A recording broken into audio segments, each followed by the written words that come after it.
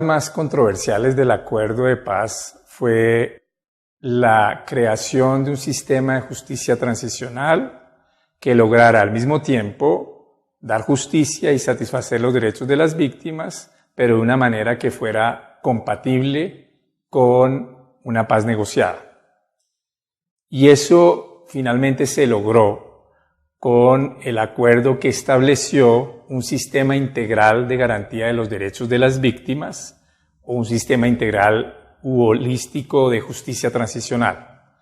Ese sistema está compuesto de 4 partes, no solo de una que es la Jurisdicción Especial de Paz como a veces se cree, sino de 4. ¿Cuáles son?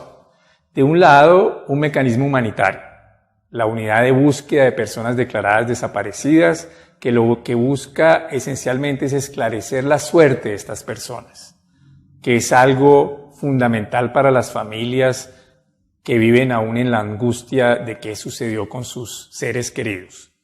El segundo componente es el fortalecimiento de los programas de reparación. Ya existen en Colombia, pero son desarticulados y requieren mayor coherencia y mayor fortaleza. El tercero, para satisfacer el derecho de la verdad, fue la creación de una comisión de esclarecimiento, una comisión de la verdad que de manera independiente e imparcial establezca qué sucedió en Colombia. Y finalmente, en materia penal, la llamada Jurisdicción Especial de Paz. ¿Hasta ahora en qué vamos? Ya se aprobó una reforma constitucional que incorpora por el procedimiento llamado de Fast Track todas esas instituciones al ordenamiento jurídico colombiano. Esa reforma, con algunas controversias, ya se aprobó. Lo segundo es que se han aprobado también desarrollos legales de algunos aspectos de la jurisdicción de la justicia transicional. De un lado, la ley de amnistía, que establece cómo se otorgan amnistías por los delitos amnistiables, es decir, los delitos políticos y conexos. Y de otro lado, por vía de decreto presidencial, pero también por el procedimiento llamado de Fast Track, la reglamentación concreta de la Comisión de la Verdad.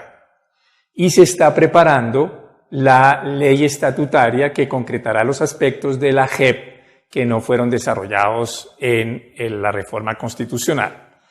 En tercer lugar, todas esas reformas tienen que pasar por el tamiz, por el control de la Corte Constitucional, porque eso se estableció en el llamado procedimiento de Fast Track, que para compatibilizar la paz con la Constitución, todas las reformas aprobadas tendrían control constitucional. Y finalmente, ya se están poniendo en marcha los mecanismos administrativos para implementar este mecanismo de satisfacción de los derechos de las víctimas y en especial la JEP, como la creación del comité de escogencia de los magistrados de la JEP y de los integrantes de la Comisión de la Verdad. Todos esos puntos han sido debatidos. En algunos, nosotros desde Justicia hemos presentado críticas, por ejemplo, en la regulación de la responsabilidad de los mandos superiores por omisiones que permiten atrocidades cometidas por sus subordinados. Otros han criticado la regulación como quedó de la responsabilidad de terceros. Hubo mucho debate en relación con los llamados delitos continuados, etc. O sea que subsisten temas que suscitan alguna controversia y que serán debatidos en las reglamentaciones que faltan o en los debates de la Corte Constitucional. Las críticas al acuerdo de paz es que este sería una paz con impunidad, porque responsables de crímenes atroces no pagarían cárcel y que entonces eso generaría la recurrencia de violaciones, de nuevas violencias y sería un poco una bofetada a las víctimas. Pero si uno mira el acuerdo, no es así. Y no es así porque no solo tiene un sistema de protección de los derechos de las víctimas amplio, del cual no voy a hablar en este momento, sino que en el tema específico de justicia no es cierto que se establezca un acuerdo de impunidad. ¿Por qué? Porque es cierto que hay amnistía, pero es para los delitos políticos y conexos, o sea, por el hecho mismo de la rebelión, de haberse alzado en armas contra el Estado colombiano.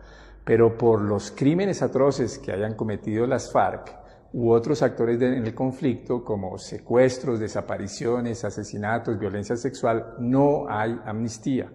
Estos serán sancionados, deberán pasar por el sistema de jurisdicción especial de paz. Y ahí, quienes no colaboren recibirán penas de 15 a 20 años, si son vencidos en juicio. Quienes colaboren pero tardíamente también recibirán penas de cárcel de 5 a 8 años. Quienes de manera inmediata y plena colaboren, haciendo reconocimientos de verdad y responsabilidad, no tendrán cárcel, pero tendrán otro tipo de sanciones.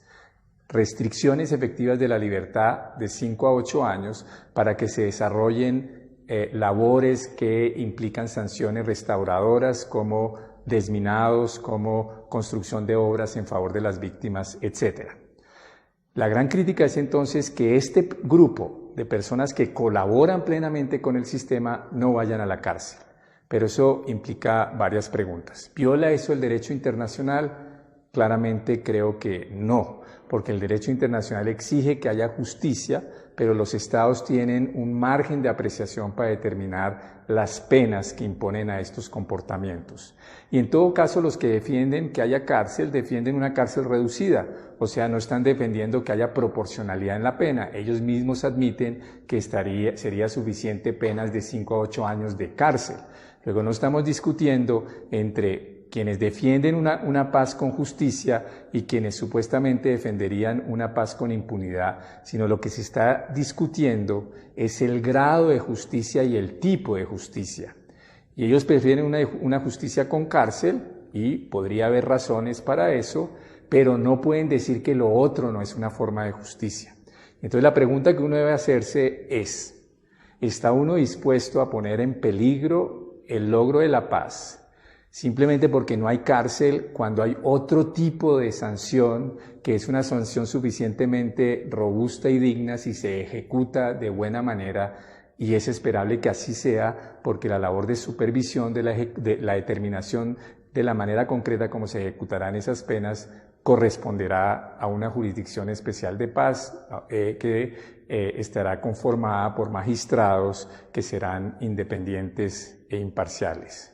Por eso no es verdad que esta sea una paz con impunidad, sino es una paz con enorme verdad, con enorme reparación a las víctimas y con una justicia que no es la ordinaria, pero una justicia distinta y suficientemente robusta para sacarnos de la guerra y ser suficientemente respetuosa con los derechos de las víctimas. Es una buena noticia para el país porque ahora la JEP sí cuenta con las normas para poder funcionar apropiadamente, porque ya tiene la reforma constitucional que la creó, el acto legislativo número 1 del 2017, tiene el propio acuerdo de paz que regula algunos aspectos de la JEP y que tiene, digamos, una estabilidad jurídica garantizada por la Constitución, tiene ya la ley de procedimiento que fue aprobada hace algunas semanas y lo que faltaba para completar que tuviera un marco jurídico ya bastante integral era esta ley estatutaria que había sido aprobada desde el mes de noviembre, pero que la revisión se había demorado en la Corte Constitucional por dos razones. Primero, porque en sí misma es una ley muy extensa, de más de unos 150 artículos, y la Corte tiene que revisar la integralidad de la constitucionalidad de todos los artículos. Pero segundo, también porque el Congreso se había demorado muchísimo en remitirle a la Corte Constitucional las pruebas de que la ley había sido aprobada en forma regular como lo establece la Constitución. Entonces, por eso se demoró un poco, pero yo creo que es una gran noticia para la paz, para el país y para las víctimas que ya la JEP tenga un marco jurídico apropiado para funcionar. La aprobación implica que ya esa ley entra a regir.